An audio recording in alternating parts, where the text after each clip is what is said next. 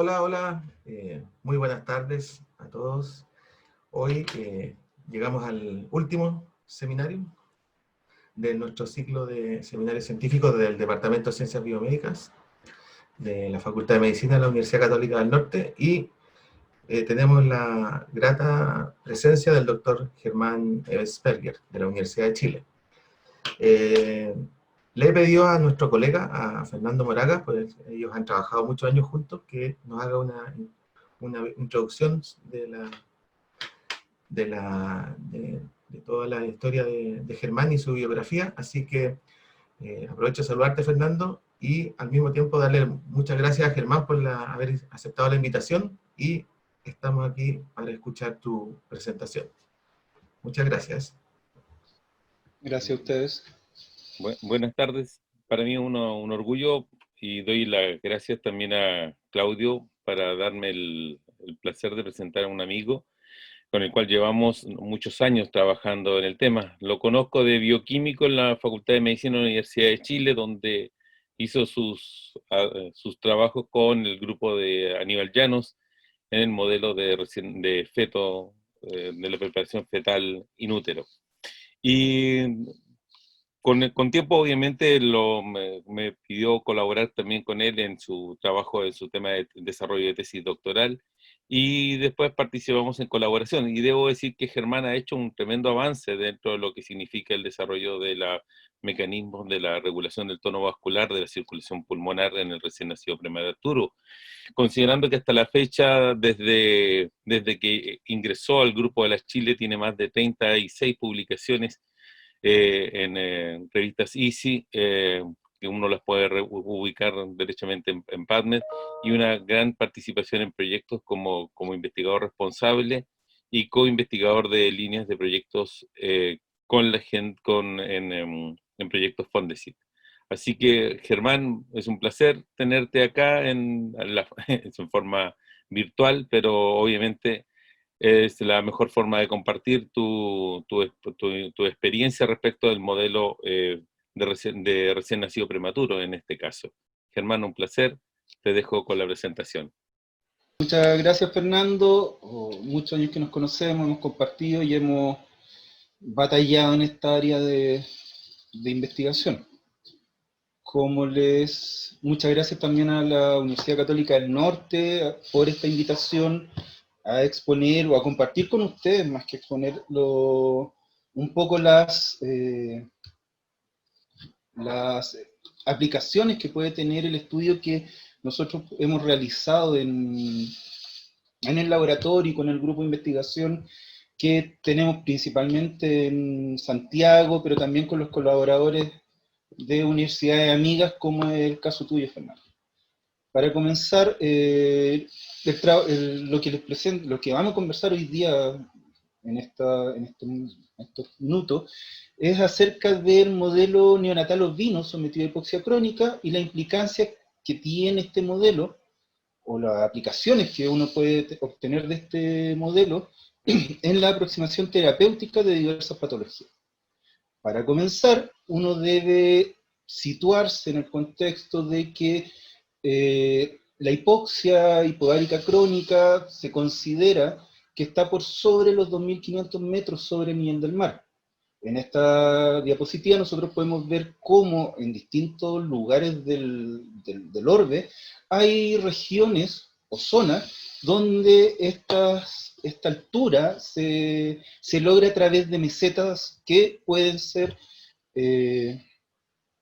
tomadas como vivienda, como zonas de habitación por grupos humanos. Acá podemos ver, por ejemplo, la meseta tibetana, que es la más alta en el mundo, tiene un promedio sobre los 5.000, 6.000 metros de altura, y tiene también una larga data de ocupación humana. También podemos ver acá en Sudamérica el cordón andino, donde existen mesetas o planos donde se pueden ver, y hasta el día de hoy todavía están, ocupaciones humanas, siendo esta zona la menor en altura que la observada en el Tíbet, pero tiene una mayor densidad poblacional que la observada en cualquiera de las otras mesetas. La más antigua en data, o por lo menos donde hay vestigios de población humana, es la encontrada en Etiopía, y de modo anecdótico se puede observar que hay en Estados Unidos, en la región de Colorado también hay una meseta sobre los 2.000, 2.500 metros, Groenlandia y también en la Antártida. Cabe destacar que un dato ya antiguo de Moore del año 98, en que en esa época ya se calculaba que alrededor de 140 millones de personas viven en esta condición de altitud, y dentro de ellas 80 millones en Asia y 35 millones en Sudamérica, siendo la densidad poblacional mayor en Sudamérica. Uno puede ver en este gráfico, uno puede ver cómo a medida que nosotros ascendemos en altitud, baja la presión inspiratoria de oxígeno.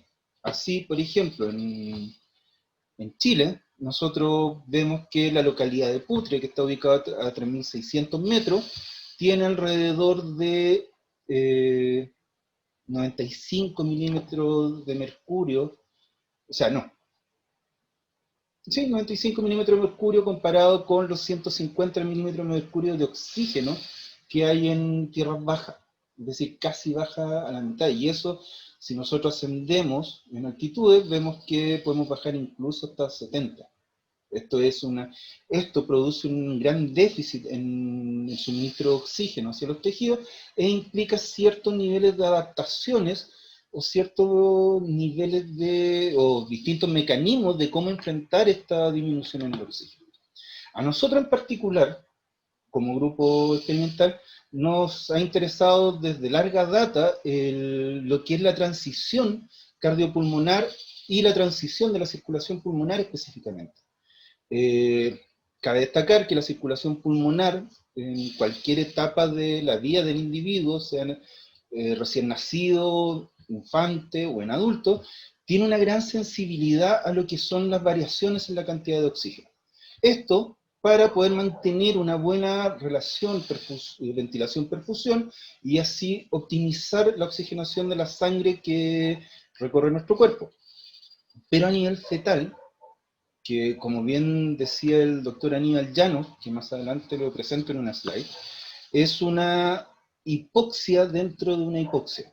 Es decir, gestaciones desarrolladas en altitudes presentan ya ambientalmente una disminución de la cantidad de oxígeno, y en útero esto se nota mucho más porque también hay una caída fuerte de la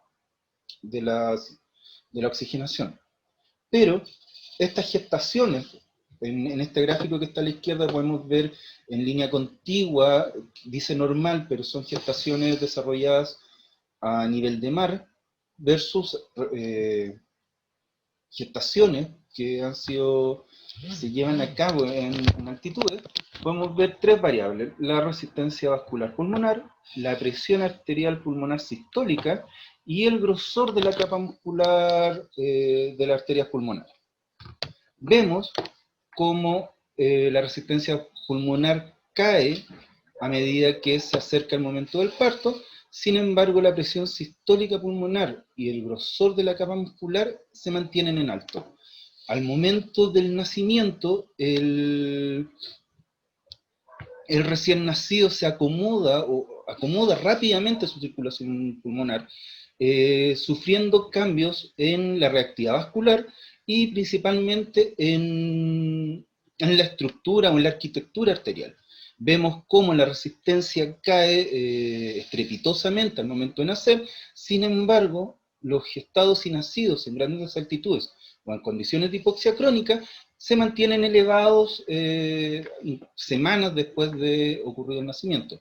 Lo mismo sucede con la presión pulmonar sistólica, que se mantiene elevado respecto al grupo de tierra baja o normóxico, y el grosor de la arteria pulmonar se mantiene elevado en comparación al nivel de tierras bajas. Acá hay un gráfico realizado por un grupo peruano en la década del 60, donde observamos que la línea roja muestra la presión sistólica de la arteria pulmonar, y vemos que en cosa de horas, alrededor de 70 horas, es decir, 3 días después de nacer, ya la circulación pulmonar presenta presiones que va a observar este territorio a lo largo de los primeros años de vida, inclusive en la vida adulta.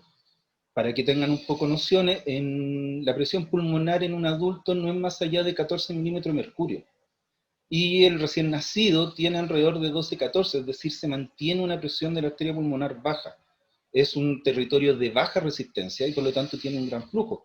Todo el gasto cardíaco pasa por los pulmones, por lo tanto cobija este territorio de baja resistencia el gasto cardíaco de todo el cuerpo minuto a minuto. Sin embargo, en condiciones de hipoxia crónica, como es esta línea negra que está acá arriba, donde vemos distintos casos, que son estos puntos blancos, vemos cómo esta disminución ocurre, pero de una manera mucho menor que la que se observa en tierras bajas y de una manera más ineficiente. No cae durante las primeras horas e incluso se mantiene, el estudio acá dura hasta las 70, y estas flechas hacia abajo son productos de oxigenaciones que se le hicieron a algún individuo, donde se ve que la sola presencia o la administración normal de oxígeno a niveles de tierras bajas no lleva la presión de la arteria pulmonar a niveles observados en los recién nacidos de nivel de mar. Sin embargo, algunos individuos son insensibles al oxígeno y por lo tanto se mantienen a altura. Se sospecha y se ha demostrado que estos casos son productos de modificaciones estructurales de estos recién nacidos. El trabajo anterior era el año 63, sin embargo, para los angloparlantes, Gersony, el año 69, describe por primera vez en recién nacidos de Nueva York, que está a nivel de mar, este síndrome. Y lo denomina síndrome de la circulación fetal persistente. Las características de esta circulación fetal persistente, con los recién nacidos de Marticorena del año 63, tienen características tanto estructurales o morfológicas y vasoreactivas muy similares. En general, los estudios realizados en cuanto a la fisiología de la transición cardiovascular perinatal o de la circulación tanto en el feto como en el recién nacido, se ha realizado principalmente, o en un principio, en modelos ovinos. Desde los 60 o desde los 70 principalmente, el modelo animal de elección para estudiar la circulación pulmonar o la fisiología en vivo ha sido el modelo ovino.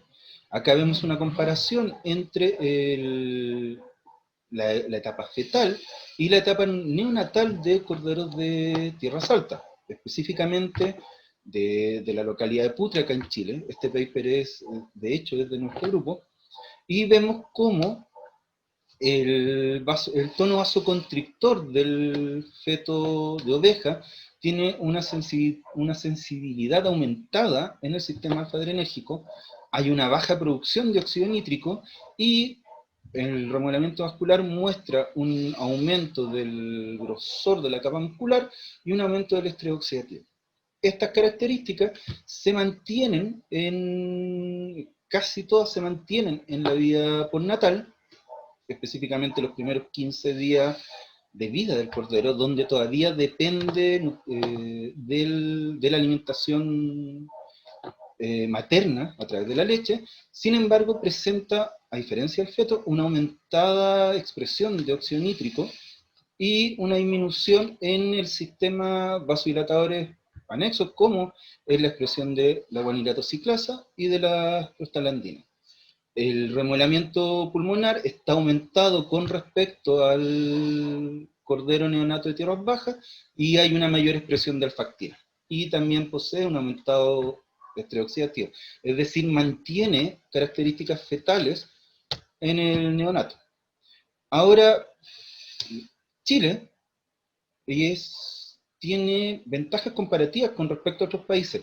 Es un laboratorio natural de hipoxia hipovárica. Acá vemos una foto de, esto es Arica, donde vemos que no hay más de 300 metros entre Arica, que es la ciudad a nivel de mar, con la localidad de Putre, que está a 3.600 metros. Uno llega aproximadamente en 2 horas, 2 horas y media, por lo tanto hace muy fácil poder comparar efectos de la fisiología en altura y la fisiología de nivel de mar.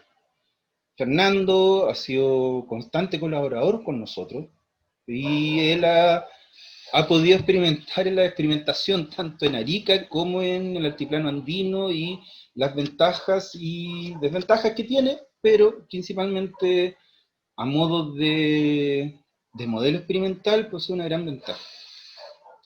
Vemos cómo, y acá está el doctor Aníbal Llanos, que fue el que trajo el modelo experimental o el modelo de recién nacido de oveja, la instrumentación propiamente tal, la instrumentación crónica, y él hizo su especialización en San Francisco, Estados Unidos, y al llegar a Chile la implementó y tuvo la genial idea, porque eso son iluminaciones que ocurren bien de tarde en tarde en ciencia, y aplica lo que él estudió en los Estados Juntos, acá en Arica. Fue a Putre, vio que había ovejas, y empezó primero estudios fetales, y alrededor del año 2000, si no mal recuerdo, empezó con estudios de la circulación pulmonar en recién nacidos. La Universidad de Chile tiene dependencias, tanto como habitación como laboratorios, y ¿qué es lo que se ganó con este estudio en Tierra Alta? El poder comparar especies que no están adaptadas a la vida en altura, como las ovejas, y compararlas, o tener la posibilidad de compararlas con especies que ya llevan un par de millones de años en altura, como son las llamas. Sobre el modelo de llama o el modelo camélido, Roberto Reyes, tengo entendido que les expuso largamente en diciembre, y pueden revisar en el canal de YouTube de su universidad, profundizar más profundamente las características de este modelo. Sí les puedo decir que ambas especies, tanto la no adaptada, que es la especie ovina, oveja, y la adaptada a la altura, que es la llama, presentan diferentes estrategias adaptativas a la hipoxia. Podemos ver, hablando un poco de la llama, podemos ver cómo la migración de la llama es alrededor de 2,5 millones de años atrás, y parte desde Norteamérica hacia el sur a Sudamérica, y se instala finalmente en el cordón andino. Por ejemplo, el guanaco se encuentra tanto en el altiplano andino, chileno, boliviano, peruano, pero también se encuentra, por ejemplo, en las llanuras de Tierra del Fuego. Por lo tanto, hay una colonización o una distribución homogénea de los guanacos alrededor del país. Y esto los lleva a ser parientes cercanos de los camellos y los dromedarios de Asia y África. Sin embargo, la oveja fue insertada en nuestro continente junto con el descubrimiento de América. Los españoles, junto a todas las cosas que trajeron ovejas. Por lo tanto, las ovejas, a diferencia de las llamas, no tienen una evolución, una exposición a la altura de no más de 500 años. Así que difícilmente pueden haber desarrollado mecanismos de aclimatación, pero no de adaptación. Y esto se observa en el peso de nacimiento de los corderos que nacen en altura, que es significativamente menor al observado en los corderos de tierras bajas. Acá vemos una caricatura un poco de este modelo vino que nosotros estudiamos en altura. Esta imagen es a las afueras de Parinacota, donde vemos el volcán Parinacota y su gemelo, y vemos cómo hay ovejas también en los humedales de Caquena, que es un poblado que está mucho más arriba de Putre, y el último poblado antes de llegar a Vivir, creo. Ahora, volviendo a la circulación pulmonar, vemos cómo a nivel de mar, la estructura del vaso arterial pulmonar es un delicado equilibrio entre vasodilatadores, reactividad vascular y vasoconstrictor. ¿Qué sucede en altura? Este equilibrio, este regulado equilibrio se cae, empieza a producir falla, y empezamos a tener problemas con disfunción endotelial, con una hiperreactividad muscular a agentes vasoconstrictores, y con una progresiva aumento del grosor de la arteria pulmonar. Vemos que hay vías patogénicas que han sido afectadas, que no tienen tanto desarrollo en investigación vascular de altura como sí lo tiene la reactividad vascular, y podemos ver que factores pro-proliferativos, como el PDGF, el EGF y el VEGF, están aumentados. Hay también estudios donde, pero muy pocos en el periodo neonatal, donde se estudia la inflamación y la presencia de citoquinas en el tejido de arteria pulmonar neonatal. Vemos cómo, y esto está muy fuertemente asociado a lo que es la hipertensión pulmonar idiopática, mutaciones en el receptor de BMP2, y esto se ha hecho un mapeo genético y está relativamente claro, y en los últimos 10 años se ha relacionado esta mutación en el receptor BMP2 con procesos de tipo que afectan la transición endotelio-mesénquima, que es una transformación de fenotipo endotelial a un fenotipo mesenquimal que es muy parecido al fenotipo de células musculares lisas. Por lo tanto, estaría participando también en procesos de remodelamiento vascular pulmonar y de reactividad vascular. Acá vemos cómo se ha asociado también a serotonina, tromboxanos en general, moléculas vasoconstrictora, y también el estrés oxidativo con el metabolismo mitocondrial, que es muy dependiente de oxígeno, y de todos los mecanismos para hacer, para ir contra la alta producción de radicales libres, producto de esta caída de oxígeno.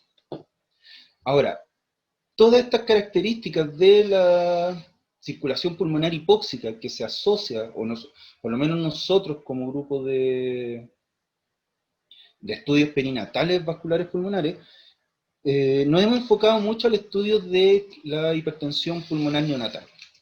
Sin embargo, y esto es un poco lo que me interesa que se les quede, es que utilizando el mismo modelo de hipertensión pulmonar neonatal, o estudiando los cambios que tiene la transición cardiopulmonar natural, y por eso el modelo Vino presenta una ventaja, pues es un modelo que se puede cateterizar, se puede extraer muestras, es un cordero, tiene el peso de un recién nacido humano, y podemos estudiar la fisiología en vivo del proceso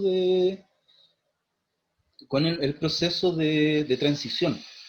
Esto nos pone, y esto nos ha permitido estudiar ciertas características de la circulación pulmonar neonatal que la hemos podido observar en ciertas enfermedades, en otras patologías. Y aquí es donde entra, dentro de esas patologías, un grupo que son las enfermedades crónicas no transmisibles, que tienen un gran impacto en la salud mundial, y principalmente acá se observa que las 4 principales son enfermedades cardiovasculares, diabetes, enfermedades crónicas respiratorias y cáncer. Acá podemos ver que en general estas 4 patologías vienen siendo influenciadas por el consumo de tabaco, por la inactividad física, el exceso de alcohol y comida no saludable. Todos estos factores, comida, alcohol, inactividad o tabaco, impactan dentro de estos 4 grandes grupos de patología, principalmente a través de problemas vasculares. O estas 4 patologías inducen problemas vasculares, que es lo que nos interesa a nosotros, y es donde nosotros vemos un potencial uso del estudio de la circulación pulmonar neonatal en poder solucionar o dar una respuesta a posibles tratamientos en esta enfermedad. Vemos cómo la prevalencia de las enfermedades crónicas no transmisibles es enfermedades asociadas principalmente a países con un mediano o alto ingreso per cápita, quizá esté asociado al estilo de vida, a la contaminación, a ciertos hábitos como el tabaquismo o el alcoholismo, y no están vistos en países que tienen un grado de desarrollo un poco menor. Vemos que la Organización Mundial de la Salud ha ha querido hacer frente a estas enfermedades crónicas no transmisibles, principalmente con unas políticas de acción hacia el 2025, donde podemos ver que se pretende reducir la mortalidad de productos de esta enfermedad en un 25%, se pretende aumentar que estudios de medicina o de ciencia básica puedan explicar el porqué de esta enfermedad y también tratar de desarrollar nuevas terapias o drogas. Y también algunos otros, y principalmente por políticas de reducción de estos malos hábitos a través de que no exista de aquí a 5 años, esta figura es de hace 3 años atrás o 5 años atrás, donde lo que se pretendía era no aumentar la diabetes, no aumentar un 25%, reducir la presión sanguínea aumentada y otras medidas que tienen que ver con el tabaquismo, la inactividad física y la sal. Dentro del patógeno, como mencioné anteriormente, la diabetes es una de este grupo de patologías. Vemos cómo la diabetes de tipo 2 tiene una progresión a través del tiempo que va a tener un efecto a nivel microvascular y complicaciones macrovasculares. En general, estas complicaciones empiezan a aparecer mucho antes del diagnóstico, es decir, el individuo que se le detecta diabetes ya tiene un efecto, ya tiene larga data de una alteración a nivel microvascular y macrovascular. Dentro de las microvasculares nosotros podemos ver algunos signos, como el aumento de la glucosa sanguínea, el aumento de la presión ocular, una hipertensión producto ya de una alteración en el buen funcionamiento del hígado, lo que va a inducir una hipertensión arterial. Y a modo macrovascular, principalmente la diabetes se asocia a un problema que es bastante común dentro de la población chilena. Me tocó por un curso en la Universidad de Chile ir a hacer una actividad CEFAM del sector norte de Santiago, donde vemos que hay una alta tasa y un muy mal manejo aún todavía del pie diabético, que son problemas vasculares que hacen que se produzcan procesos de necrosis en la extremidad, y por lo tanto, hasta el momento, la salida más viable es amputar esta extremidad. Por lo tanto, vemos cómo esta enfermedad tiene un impacto en la población a nivel vascular. Vemos aquí algunos mecanismos, que la hiperglicemia aumenta los radicales libres de la mitocondria, induce estrés oxidativo y aumenta la inflamación y por lo tanto produce disfunción endotelial. Y esto induce las complicaciones microvasculares y macrovasculares. En este vemos un poco más profundamente, ya asignamos ciertos agentes causales como infiltración inmune o citoquina, como aumento, oxidación, estrés oxidativo, efecto de la NADPH oxidasa en la mitocondria y en la producción de radicales libres, y ya la transcripción de factores de transcripción y la producción de RNA no codificante. Esto último tiene muy poco tiempo de estudio en circulación pulmonar. ¿Y esto a qué nos lleva? A que, por ejemplo, el recién nacido dentro de su proceso, dentro del adelgazamiento y la transición de la arteria pulmonar, pasa por un cuadro de elevada presión a una situación de baja presión. Hay una transformación, un desremodelamiento, un remodelamiento negativo, como lo mencionó Roberto. Es decir, hay un adelgazamiento natural de la pared de la arteria pulmonar, y en general o históricamente esto se ha asociado a disminuciones, en aumento en los niveles de oxígeno. Entonces, y ha sido una mirada bien simplista, dado que nos hemos quedado, porque también he estado metido en ese tipo de investigaciones, donde el oxígeno es el único causante de todos estos cambios y todos estos cambios beneficiosos que tiene la circulación pulmonar al adaptarse a la vida después o sea, ex útero.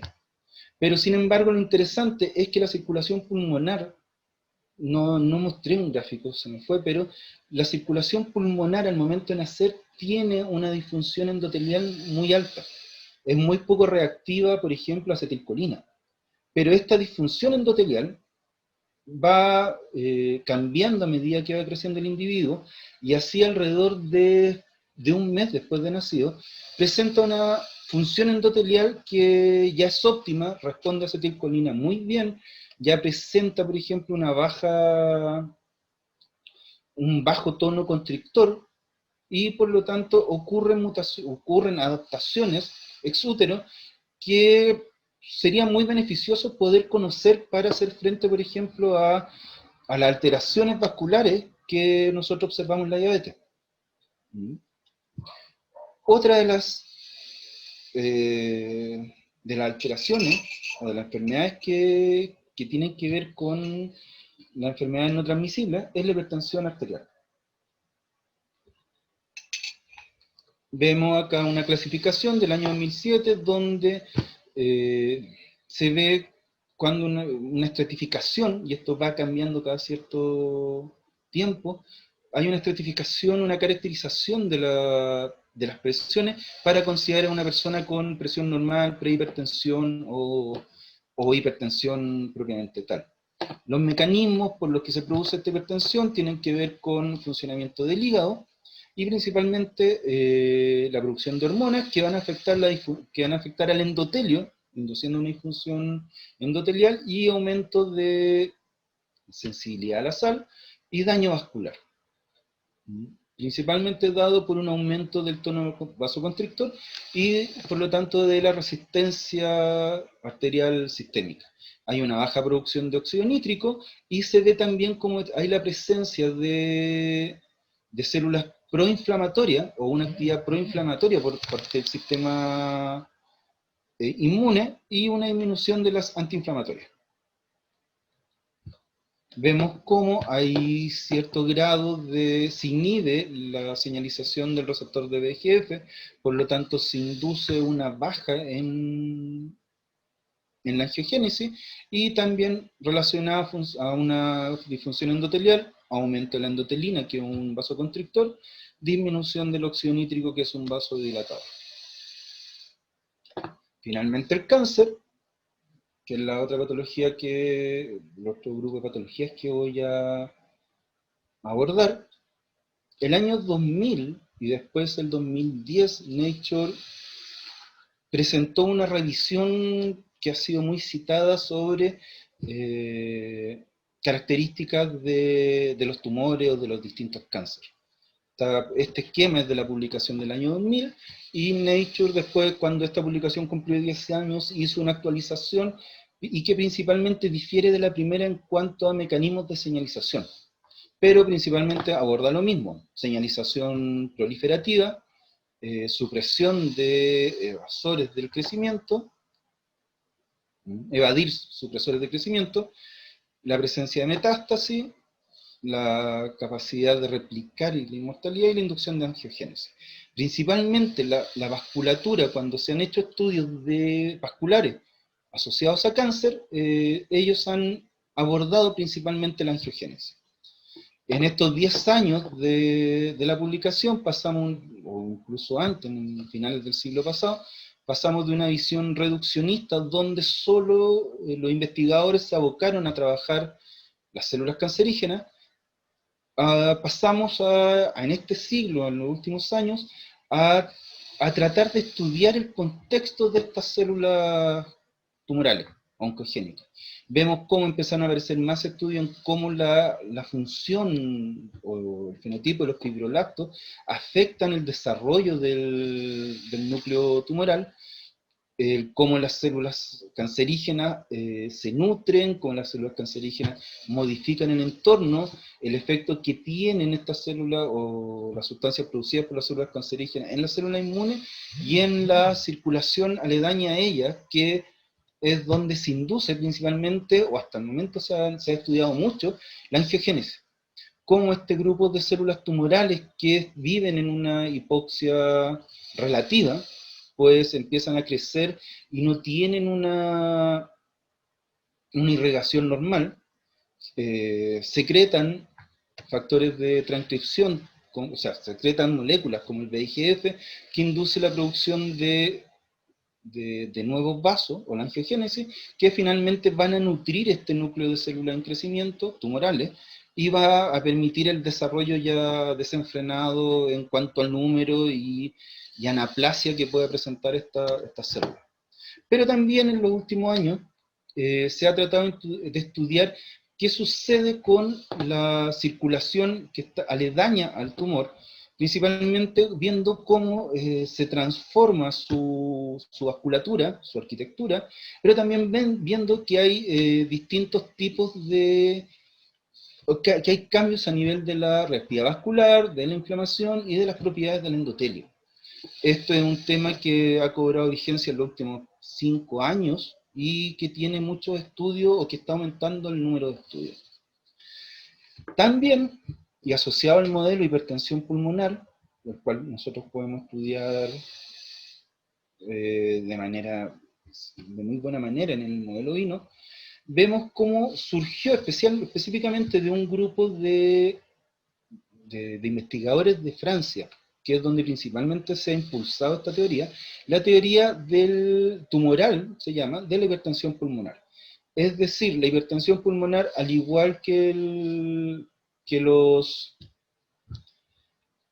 la vasculatura asociada a tumores, presenta una elevada proliferación, que al tumor mismo presenta una regulación de la energética celular, presenta una sostenida señalización proliferativa, dado también por los agentes vasoconstrictores como endotelio, tromboxanos, que además de ser vasoconstrictores son agentes proliferativos, de cómo evade por cambios en la matriz extracelular que se ha visto en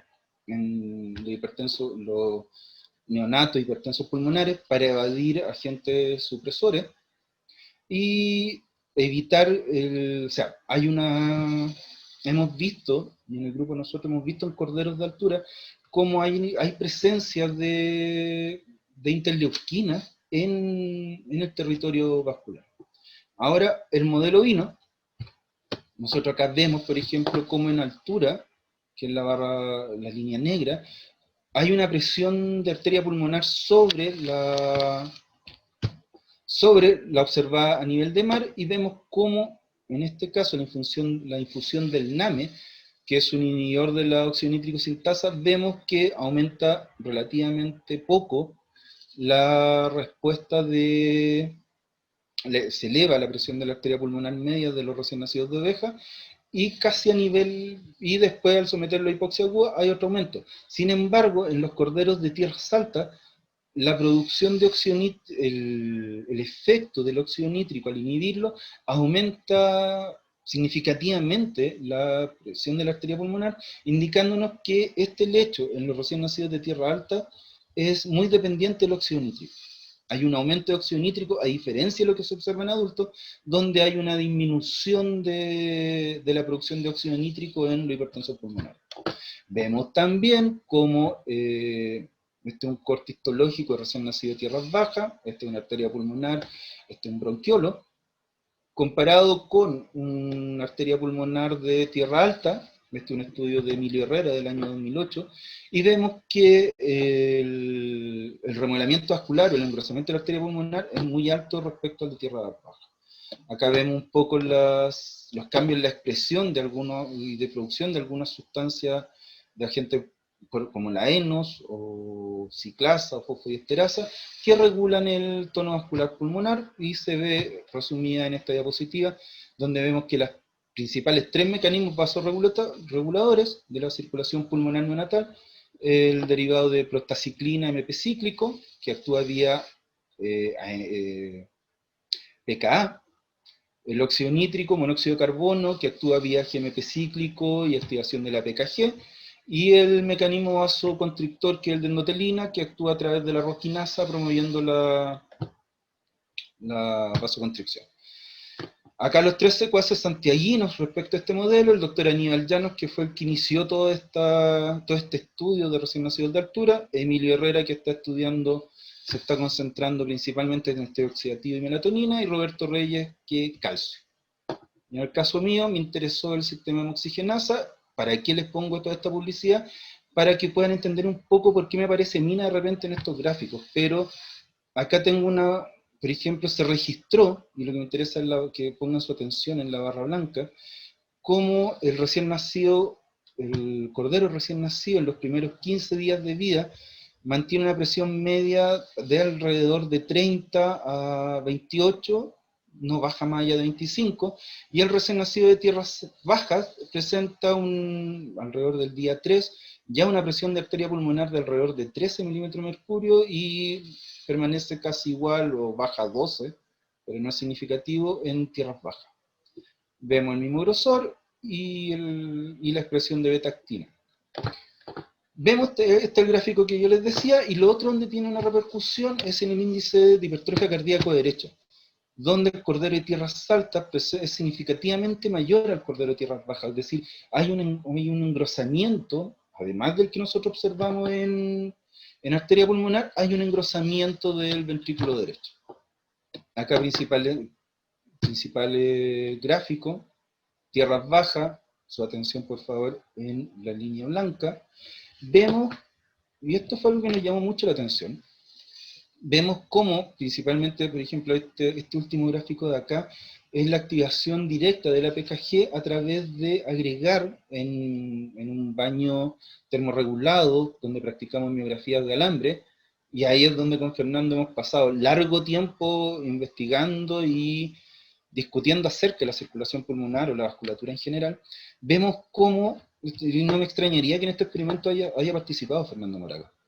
Vemos cómo el grupo control de tierras bajas tiene una muy baja actividad de PKG al agregar su agonista. Sin embargo, en tierras altas hay una gran respuesta de la arteria pulmonar, vasodilata fuertemente al activar directamente la PKG. Vemos también cómo al comparar la presencia de Ki-67 a través de inmunohistoquímica en corderos de tierras bajas versus corderos de tierras altas, hay una mayor marcación de Ki-67 en los corderos de altura, lo que nos indica que hay una mayor tasa de proliferación en las arterias pulmonares. Finalmente vemos como acá vemos la presencia de NF-κD, que es un factor de transcripción proinflamatorio que va a favor o produce proteínas o enzimas que van a aumentar el estrés oxidativo. Hay una fuerte marca en arteria pulmonar respecto a la observada en tierras bajas. Y finalmente, otro factor que estos son niveles plasmáticos.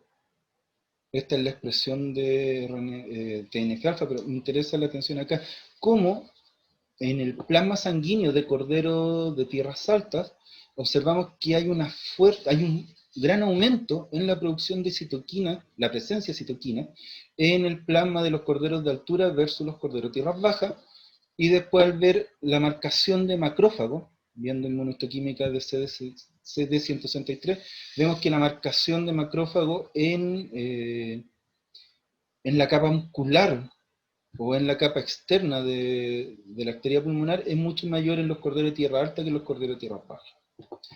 Finalmente, y para tratar de contextualizar esto, vemos cómo etapas tempranas de la vida del individuo, la célula o el tejido tiene una gran plasticidad al momento de nacer respecto a lo que uno puede observar en etapas más tardías de la vida.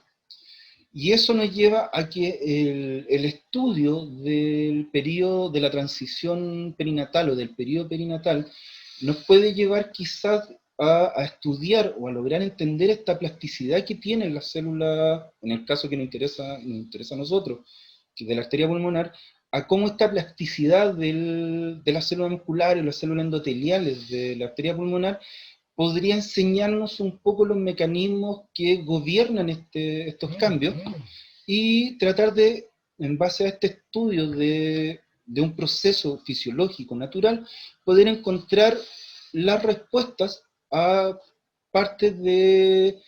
la parte vascular por lo menos, de las patologías no transmisibles, las enfermedades crónicas no transmisibles, que están en boga en este momento, son una gran preocupación, y ahí es que no todo pasa a través del oxígeno, del aumento de oxígeno que va a producir estos cambios, sino que también, y esa es la tarea pendiente en nuestros estudios, y en los estudios en general del área, ver si hay cambios en la microexpresión de proteínas, de exosomas, ver qué factores de transcripción están involucrados, ver qué RNA no codificables son los que están participando de esto. Me interesa que se queden con que la versatilidad del modelo vino, puesto que se puede estudiar desde la biología molecular, la histología, la fisiología en vivo, es decir, podemos afrontar los estudios del periodo de transición, o entender el periodo de transición desde diferentes metodologías, que la transición cardiovascular ofrece múltiples mecanismos que estudiar, y que Chile es un país, un laboratorio natural, y que finalmente no nos pase lo que habla esta caricatura que es de los años 50, donde que hemos, y una frase que tiene Fernando Moraga, muy pegada, no poner todos los morlacos en un solo lugar, sino que tratar de investigar distintos lugares. Acá le pasa a estos investigadores que han hecho un muestreo del terreno, pero justo han elegido lugares donde no han habido vestigios ni de cultura antigua, ni de otra especie. Les quiero agradecer acá en general a estos ovejólogos. Está el doctor Aníbal Llanos, que partió todo esto, Roberto Reyes, Emilio Herrera, Mónica Sagolín, que trabaja en el Hospital del Tórax, Mauricio Suy y Bernardo, que son investigadores que se han asociado a nosotros, Marcela Díaz, que tiene bastante tiempo trabajando con nosotros, al igual que Fernando Moraga, que es un joven investigador de allá de su universidad, y también a los profesionales y técnicos que han trabajado con nosotros, y a distintos estudiantes que han pasado por el laboratorio. Muchas gracias. No sé si me pasé en el tiempo, no. Muchas gracias, Germán. Vamos a mirar si tenemos preguntas o de la gente que está acá en el Zoom, o la gente que está en YouTube. Si alguien tiene alguna pregunta, por favor, nos hacen saber.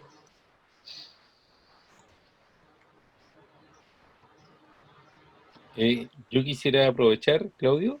Sí, dale. Sí, quisiera aprovechar primero agradecerle a Germán la presentación. Hizo un muy buen resumen de lo que venimos trabajando hace mucho tiempo. Interesante el punto de vista que le diste a los hipoxicólogos respecto de la altura. Aunque, si bien es cierto, el premio Nobel de Semenza y Radcliffe justamente apuntan derechamente a que el comandante en jefe de esto es la hipoxia, aunque los mecanismos asociados hacia las patologías como cáncer, hipertensión pulmonar están bastante bien descritos. Pero quisiera aprovecharme de que estás aquí y preguntarte, porque a mí me gusta la hipoxia, y lo sabes bien, aunque sé que nuestro organismo responde en forma más sensible al CO2 que a la falta de oxígeno. Pero yendo a la hipoxia es uno de los comandantes de esto, ¿ya? Porque es el cambio que ocurre al comienzo, al momento del nacimiento, y que tú muy bien describiste. Sin embargo, yo soy un convencido de que también Laplace tiene mucho que decir en esto, y Starling también, en el sentido de que hay cambios de fuerzas que son los que determinan el cierre de comunicaciones fetales y en la transición materno-fetal, que tú mostraste bien en la figura. Así que, y que por lo tanto existen señales físicas que son las que llevan a la distensión de las paredes y a la dedistensión de las paredes, que conllevan a la remodelación de los vasos. Así que ese es el primer contexto de la pregunta. Así que la primera pregunta es ¿qué antecedentes tienes tú respecto de la patencia del ductus arterioso de los recién nacidos de altura, ya sea en ovejas, en humanos, y también la patencia del foramen oval en poblaciones humanas y animales en altura? porque obviamente son los que determinan los cambios de las comunicaciones materno-fetales y las modificaciones de presión de los recién nacidos en la primera fase la primera fase de vida postnatal. Esa es la Mira, primera. esa es la primera. Sí, no, partamos con esa. Partamos con esa, ya. El... Sí, se me había olvidado darle ese dato, lo tenía en mente. Lo que nosotros hemos podido observar en el modelo ovino neonatal es que el ducto arterioso, las comunicaciones vasculares, intervasculares o intracardíacas, en el recién nacido de tierras bajas se cierra dentro de los 3 primeros días. A veces después de 24 horas, si es tardío, de repente al segundo o tercer día. Sin embargo, en el recién nacido de tierras altas, nosotros lo observamos al momento de la cirugía y después en la instrumentación crónica, los primeros días, en que el ducto arterioso, y esto se veía por un aumento, por una alta presión de la arteria pulmonar, no cerraba antes del día 5 o 7. Hace unos años atrás, un alumno de un magíster de veterinaria, que trabajó con Emilio, lo midió. Lo que nosotros más o menos intuíamos, él se sentó a ver los cambios de presión en los corderos y se dio cuenta de que el ducto arterioso, principalmente que es lo que él estudió, cierra alrededor del día 7, o cierra en el día 7 de vida en altura. Eso nos da bastante tiempo entre el de tierras bajas, que alrededor del primer día o segundo día, 6 días después, 5 días después cierra el de tierra alta. Como tú bien dices, esto hace de que el territorio vascular pulmonar y el corazón estén funcionando con presiones que no les son normales y es parte de la ineficiencia del proceso de transición, que la presencia, el aumento de la presión parcial de oxígeno al momento de nacer en tierras bajas hace que todas estas comunicaciones cierren y que también ocurran cambios tanto a nivel de la reactividad como de la estructura arterial, que no se está viendo en tierra alta y por lo tanto mantiene características fetales. Y ahí lo acertado del nombre que le dio Gersony el 69 del síndrome de mantención de circulación pulmonar fetal. No sé si te respondo, Fernando, o... Sí, está bueno el dato porque en realidad, pero claro, fundamentalmente la idea era tener presente que también, como tú bien indicabas, no es solamente la hipoxia, sino que también hay señales físicas que también Sí, conllevan a la remodelación vascular, en tanto a nivel de la circulación sistémica como en la remodelación en la circulación, en la transición feto-neonato. y hay producción de sustancias que actúan de manera endocrina o de manera paracrina tanto en corazón como en el lecho vascular. Sí. Oye, lo otro, ¿sabes qué? Por esas cosas de la vida me cayó un artículo en donde muestra que la patencia del foramen oval en la población Sherpa es del 50%. En una maniobra, eso es una maniobra para poder evidenciar patencia del ductus. Se hace una ecocardiografía Doppler con una maniobra de Valsalva y se evalúa el flash a nivel del foramen oval. Y se encontró que la población Sherpas, que es uno de lo que más, una población, son de las poblaciones altoandinas, o sea, de Sí. altura, que llevan alta data en altura, presenten un 50% de patencia del foramen oval. ¿Tenías antecedentes de eso? Y si ustedes eso lo habían visto en sus modelos de llama u ovejas, o esas ovejas llamificadas que tú le podrías decir, esas Oh. ovejas que ustedes tienen por mucho tiempo en altura. A ver, el dato del foramen oval en oveja no lo tengo. En realidad, si tú haces una búsqueda, publicación en oveja, está el grupo de nosotros en Santiago, está tú que hiciste tu tesis en el modelo vino también. Pues hay que, a tu dato te ofrezco otro dato. Estamos tratando de levantar una línea de investigación en el Hospital Fach y por lo tanto me he visto obligado a leer algunos papers sobre pilotos de aviones que están sometidos periódicamente a a grandes altitudes con una oxigenación pobre. No es una hipoxia intermitente, pero sí es ocasional o periódica. Y se ha visto que en un porcentaje no menor de pilotos hay apertura del foramen oval. Por lo tanto, debe haber y quizás cómo estará asociando esto de los pilotos, habría, no sé si está el dato, o manejas tú el dato, de las poblaciones mineras. Si se ha investigado el foramen oval en poblaciones mineras, reapertura del foramen oval, puede ser que el cierre, bueno, es asociado a diferencia de fuerza, inducida por el aumento de oxígeno, pero quizá en estas poblaciones que están expuestas a presiones parciales bajas de oxígeno, puede existir un retroceso de los mecanismos que inducieron el cierre o haya una debilidad de tejido que permita esta apertura. No contesto la pregunta, pero te tiro otro dato por si te puede servir. Gracias por el dato.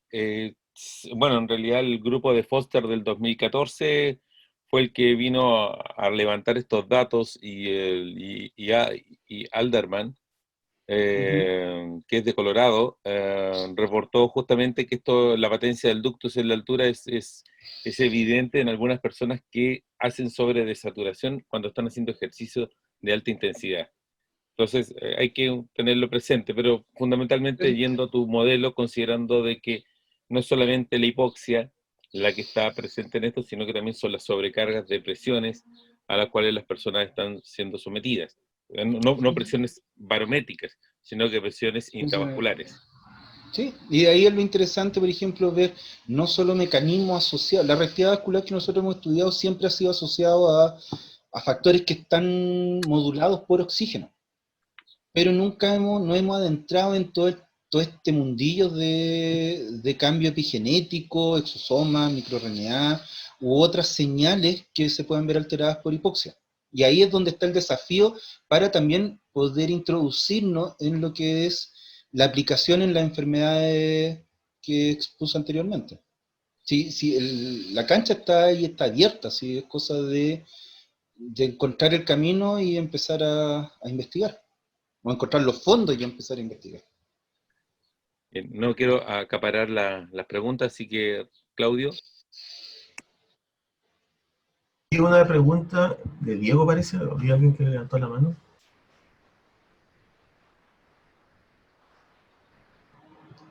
Está en el...